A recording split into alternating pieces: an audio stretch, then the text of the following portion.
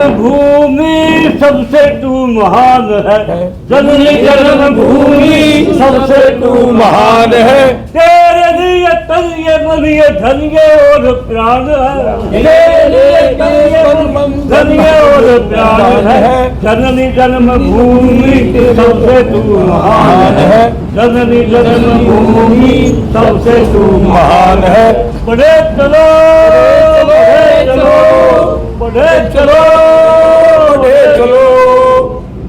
चट्टान आए सामने सीने से हटा दो, चट्टान आए सामने सीने से हटा दो। पत्थर जो आए सामने ठोकर से उड़ा दो, ठोकर से उड़ा दो। बढ़े चलो बढ़े चलो चले चलो, सबसे तू महान है। तेरे लिए तन ये मन ये धन ये और प्राण है। बोलो भारत माता की जय, भारत माता की जय। बैठो जी, अब शुरू करो।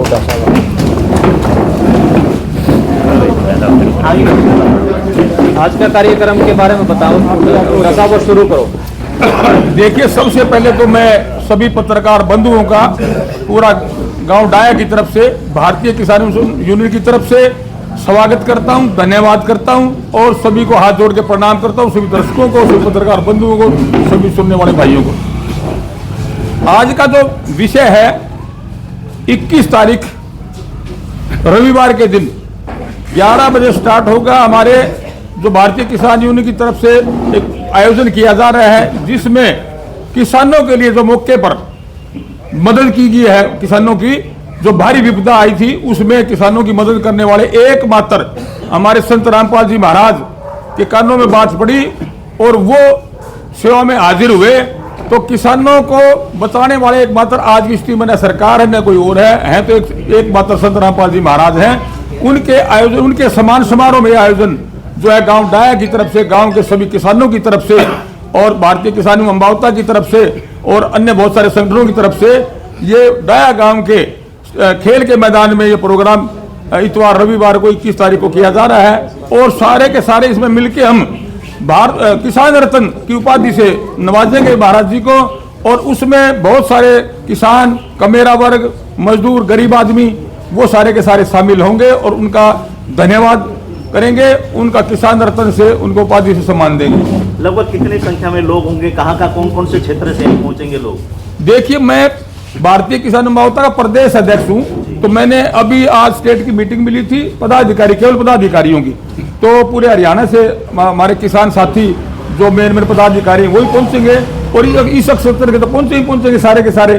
तो मैं तो हजारों की संख्या में हजूम लगेगा यहाँ, एक किस्म का मेला टाइप यहाँ होगा और जिसके अंदर सत्संग भी होगा और किसानी से संबंधित भजन भी होंगे, किसानों की बात भी रखी जाएगी और अन्य प्रकार की जो बातें हैं जो आज की डेट में किसान इतना पीड़ित है उसको मदद करने वाला जो एकमात्र सिर्फ संत रामपाल जी महाराज हैं, उनकी स्तुति हम करेंगे और उनके सम्मान में सारी किसान यूनियन ने, सारे संगठन, पूरा गांव डाया क्षेत्र के सरपंच, पंच, जिला परिषद के चेयरमैन और ब्लॉक के चेयरमैन सभी हाजिर होंगे इसमें। क्या इसको लेकर के दूसरे जो प्रदेशों के, दूसरे जो अपने गांव हैं उनके सरपंचों को भी कुछ सीखना चाहिए? क्योंकि ऐसा धीरणवास के अंदर भी हुआ था, एक बहुत बड़ी रैली का रूप ले लिया था, धीरणवास में भी किसान जो है सम्मान दिया गया था संत रामपाल जी को। क्या यहाँ भी इसी प्रकार का सम्मान दिया जाएगा? क्या दूसरे सरपंच भी यहाँ पर पहुंचेंगे जैसे वहाँ 85 गाँव के सरपंच पहुंचे थे? देखिए, सभी सरपंच पहुंचेंगे, पंच साहिबान पहुंचेंगे, बुद्धिजीवी लोग और जो समाज सेवी हैं। ये हमारे डाया गांव का इतना एक ऐतिहासिक गांव है। इसका सबसे पहला हमारा एक दिनेश सूरा नाम से हमारा एक भाई, जवान भाई, बिल्कुल युवा, जो हमारे साथ कंधे से कंधा मिलाए काम कर रहा था इस किसानी आंदोलन के अंदर, वो वहां शहीद हो गया था।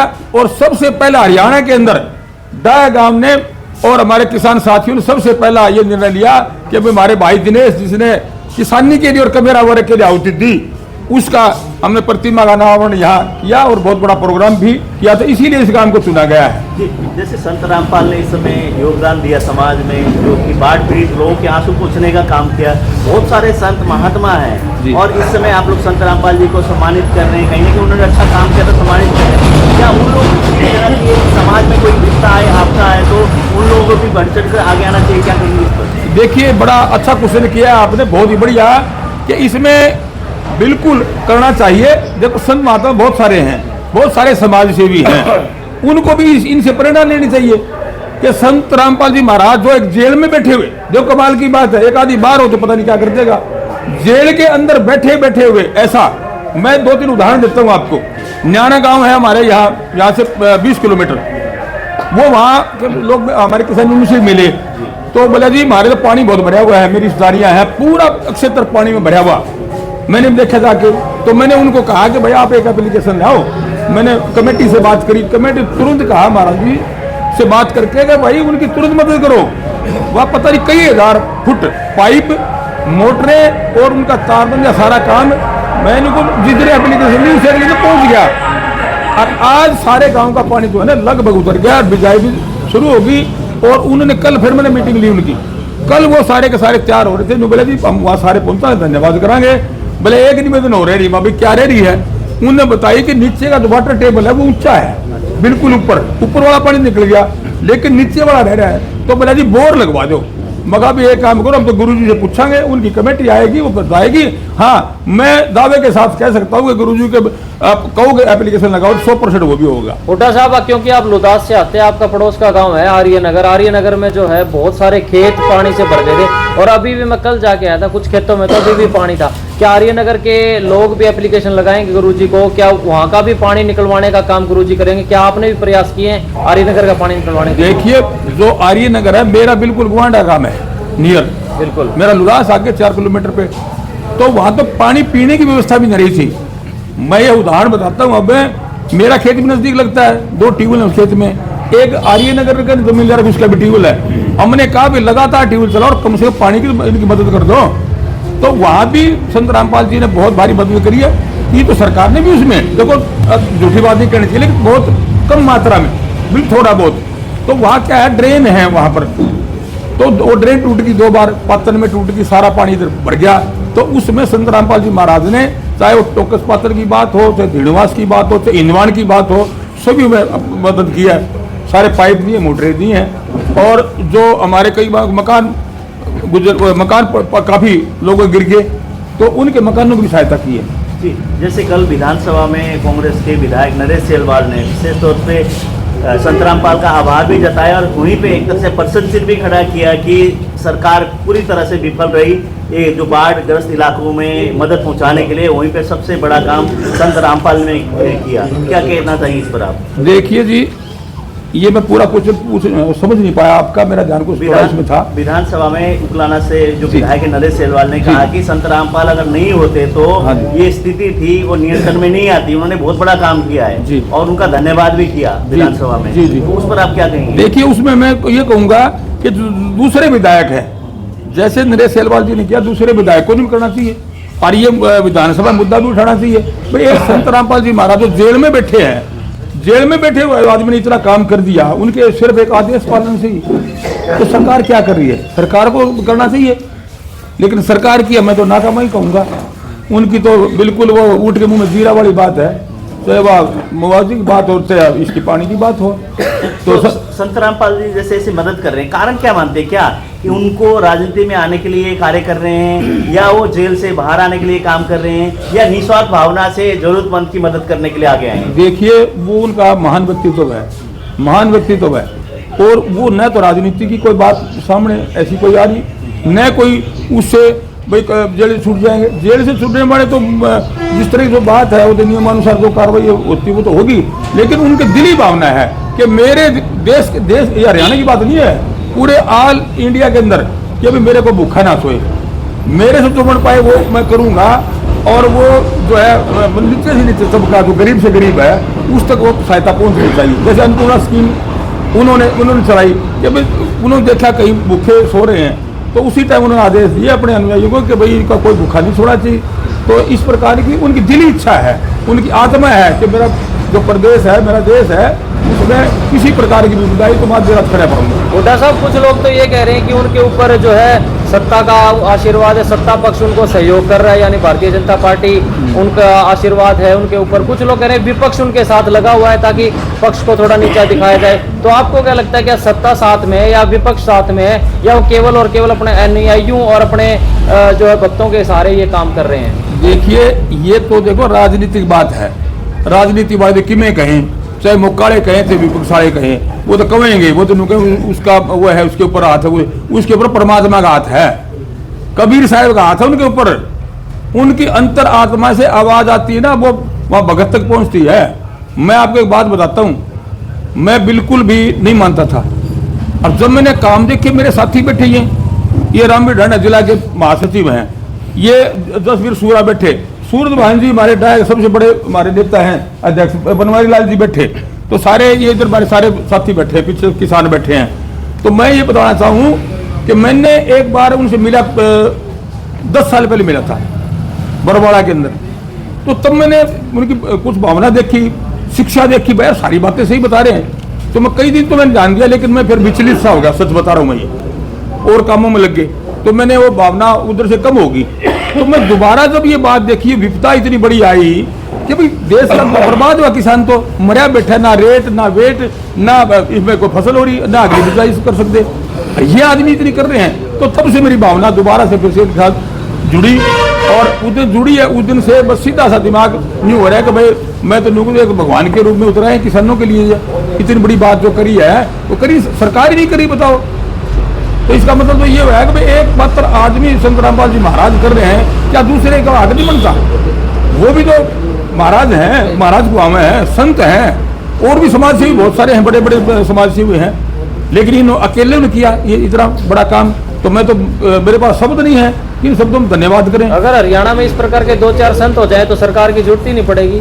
ये जो आप कह रहे हो ना, बड़ा गजब का क्वेश्चन किया। दिनवास के अंदर कई लोगों ने कई चर्चा कर बैठे, मेरा ध्यान उधर नुकड़े सरकार की जरूरत है भाई, तो महाराज जी अगले कर देंगे, इस पर 2-3 और हो जाते, काम चल गया ना। तो ये तो जब आप कहो ना, या बात तो चर्चा चल रही है देश के अंदर। तो ऐसी क्या शक्ति मानते हैं संत रामपाल में? देखो मैं बताऊं क्या है सत्य की बात, कहते हैं आत्मा से परमात्मा। हम पुराने टाइम में तो बच्चे थे, शुद्ध आत्मा के थे, शुद्ध आत्मा के। देखो अब तो शुद्ध है ही नहीं, मानो शुद्ध आत्मा थी ना, तब जो दिमाग में नहीं आया करती, तो खेत में चले गए तो जो घरा जो मम्मा आया पाओगा, तो मन में वैसी गुजरती और मम्मा आया पंदा। या आत्मा की बात है, उनका जो आत्मा जुड़ रही है ना, वो संत कबीर जी महाराज से जुड़ रही है, उनकी भगवान परमात्मा से जुड़ रही है, आत्मा से परमात्मा। तो उनकी आत्मा में ऐसी चीजें हैं। चलिए 21 तारीख के प्रोग्राम के बारे में अंत में आप क्या संदेश देंगे लोगों को? क्या संदेश? 21 तारीख का संदेश ये है कि मैं सभी से निवेदन करता हूँ, हाथ जोड़ के, जो भी मेरे भाई सुन रहे हैं, देख रहे हैं, उन सभी से निवेदन है कि सम्मान समारोह में जिन आदमियों की सहायता हुई वो तो आएंगे, लेकिन जिनकी अभी बाकी रह रही कहीं न कहीं कमी, वो भी दूर होगी, और वो हमारे संत रामपाल जी महाराज जरूर करेंगे। वो सारे के सारे यहाँ इसमें शामिल होके, और इसमें जो भाग है वो भाग लें, सत्संग सुने, किसानों से संबंधित जो बात है वह रखें अपनी, और उसमें उनका मान सम्मान जो हम किसान रत्न के नाम से उपाधि जो दे रहे हैं, वो उसमें शामिल हो सारे के सारे। यही हाथ जोड़ के मेरी निवेदन है सभी क्षेत्र के लोग, और जिनके पानी में दिक्कत आई, और जिनके मकान गिर गए, और भाई कई बीमार हैं जैसे कई आदमी, उनकी सहायता के लिए कमेटी जो है, कमेटी में वो दरखास्त दें, और गुरु जी महाराज से उनका बातचीत करके उनकी भी मदद होगी। ये हमारी तरफ से यही संदेश है सभी को भी। बहुत बहुत धन्यवाद मेरी तरफ से। कोई गलत बात निकली हो मुँह से तो आपका शुक्रगुजार करूंगा, और मैं माफी मांगूंगा अगर कोई शब्द मेरे से जरूर हुआ तो। ठीक है जी। तो प्रधान जी कुछ कहो आप। अध्यक्ष मारे, उसकी अध्यक्षता ये नहीं की अध्यक्षता में है सारा काम, अध्यक्ष मंडल में जी। ये जसवीर सूरा इनसे कार्यक्रम हो रहा है, कितनी संख्या में होंगे, और जो भावना से आप लोग सम्मानित कर रहे हैं, या दबाव में तो नहीं है कि सम्मानित करने का? ये तो अंतःकरण की आवाज है कि ऐसे व्यक्ति का, ऐसे देवता का जरूर सम्मान करना चाहिए, मौका मिलते ही सम्मान करना चाहिए। तो हमने ये आयोजन किया हुआ है। आप जैसे महानुभाव यहाँ पहुँच रहे हैं, तो हम सबकी भावनाओं को इकट्ठा करके और उनका सम्मान करने जा रहे हैं। तो आपकी बहुत लंबी उम्र हो गई है, बहुत समय से आप संघर्ष भी करते रहे किसान के लिए। कभी ऐसा कोई एक तरह से व्यक्ति आया था जिसने लोगों की दुख में साथ देने के लिए खड़ा हुआ हो?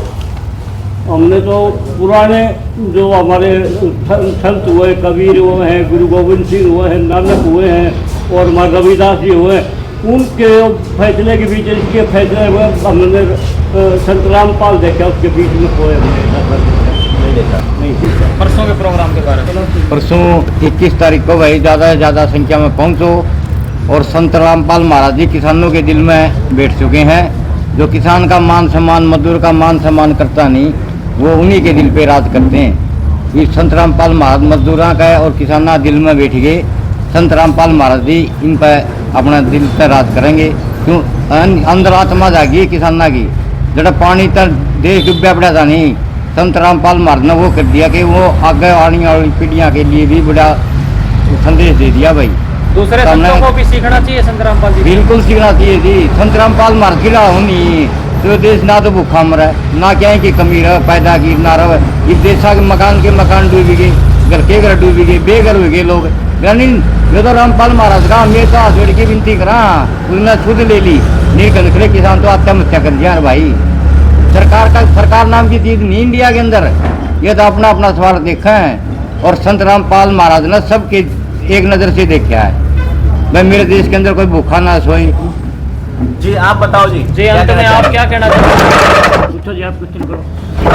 सवाल है जी, जो संत रामपाल जी कर रहे हैं, संत तो और भी बहुत है हरियाणा में और देश भर में, लेकिन जो किसानों के लिए संत रामपाल जी करें, ऐसा कोई संत आज तक सामने नहीं आया। क्या दूसरे संतों को इनसे सीख लेनी चाहिए? देखो जी, बिल्कुल लेनी चाहिए।